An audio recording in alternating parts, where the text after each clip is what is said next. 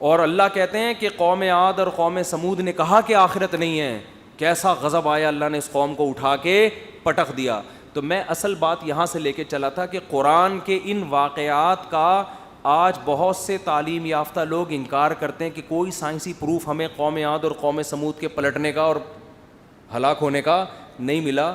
اس کا جواب یہ کہ میرے بھائی یہ سائنس کا ٹاپک نہیں ہے، یہ ٹاپک ہے تاریخی کتابوں کا.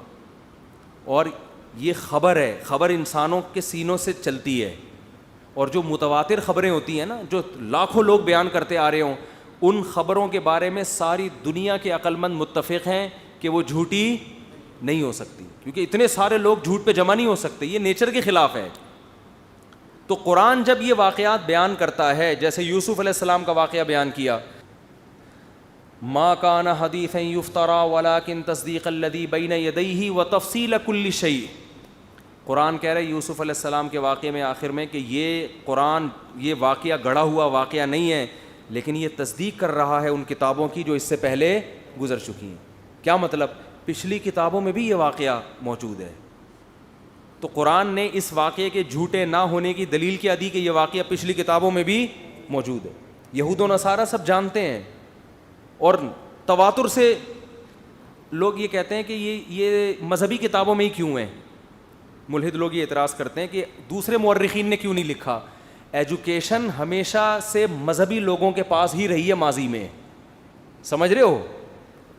آپ اگر ماضی میں جاؤ گے نا تو ایجوکیشن کی فیلڈ میں تاریخیں لکھنے والے یہ سارے مذہبی لوگ ہی تھے. جو مذہب کو فالو نہیں کرتے تھے ان کی زندگیاں وہ تہذیب اور تمدن سے بالکل دور تھیں. یہ تو اب جا کے فرق ہوا ہے کہ مذہبی لوگوں نے تعلیم چھوڑ دی اور تعلیم یافتہ لوگوں نے مذہب چھوڑ دیا، پہلے ایسا ہی ہوتا تھا. تو یہ صدیوں سے یہ واقعات نقل در نقل ہوتے چلے آ رہے ہیں، اور قوم عاد اور قوم سمود کے کھنڈرات موجود ہیں. اللہ فرماتے ہیں تم ان کھنڈرات کے قریب سے گزرتے ہو، اور کیا ثبوت تمہیں چاہیے اس کے. تو قرآن ان واقعات کو بیان کرتا ہے جو پہلے سے لوگوں میں مانوس تھے. وجہ کیا ہے؟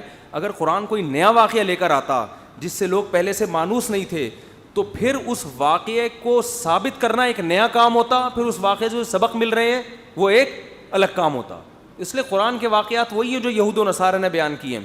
البتہ یہود و نصارہ یہ الزام لگاتے ہیں کہ یہ نبی کا معجزہ نہیں ہے بلکہ یہ ہماری کتابوں سے معاذ اللہ چوری کی ہے، معاذ اللہ. تو قرآن اس کا بھی جواب دیتا ہے کہ محمد صلی اللہ علیہ وسلم تو 13 سال مکہ میں رہے ہیں، زیادہ تر واقعات تو یہ مکہ میں سنائے گئے ہیں. وہاں تو آپ کا نہ یہودیوں سے کوئی واسطہ اور نہ عیسائیوں سے، اور نہ لکھنا جانتے نہ پڑھنا جانتے. تو اس 13 سال میں کون ان کو سکھا کر گیا ہے؟ اس کا نام بتاؤ بھائی. تو کوئی ایسا شخص نہیں تھا جس پر مشرکین مکہ نے الزام لگاؤ یہ والا بتاتا. ایک پہ الزام لگاتا لیکن وہ عجمی تھا کہ یہ باہر سے آتا ہے. تو قرآن نے کہا لسان الذی یلحدون الیہ اعجمی وہذا لسان عربی مبین. جس کی طرف تم نسبت کرتے ہو وہ عجمی ہے، اس کو عربی نہیں آتی، اور یہ جو کلام ہے یہ ٹوٹلی کس میں ہے؟ عربی میں. اور نبی صلی اللہ علیہ وسلم عربی کے علاوہ کوئی زبان نہیں جانتے تھے. اور اگر فرض کر لو، ایک مثال دے کے بات ختم کرتا ہوں، فرض کر لو یہ قرآن نے تورات اور انجیل سے معاذ اللہ نقل کفر چوری کی ہیں یہ واقعات، کہ قوم عاد کو ذبح کر دیا، قوم سمود کو، اور یوسف علیہ السلام کے واقعہ فرض کر لو وہاں سے لیے ہیں، تو انہوں نے کہاں سے لیے ہیں؟ آئی بات سمجھ؟ تو واقعات تو صحیح ہونا ثابت ہو گیا نا. ان واقعات کو یہودی بھی درست مانتا ہے اور عیسائی بھی درست مانتا ہے. اور دنیا میں یہودی، عیسائی اور مسلمانوں کی آبادی باقی تمام آبادیوں سے بہت زیادہ ہے. اگر ملائے دیکھا جائے نا، اتنی بڑی آبادی، لاکھوں کروڑوں ایک دوسرے سے نقل کرتے چلے آ رہے ہیں.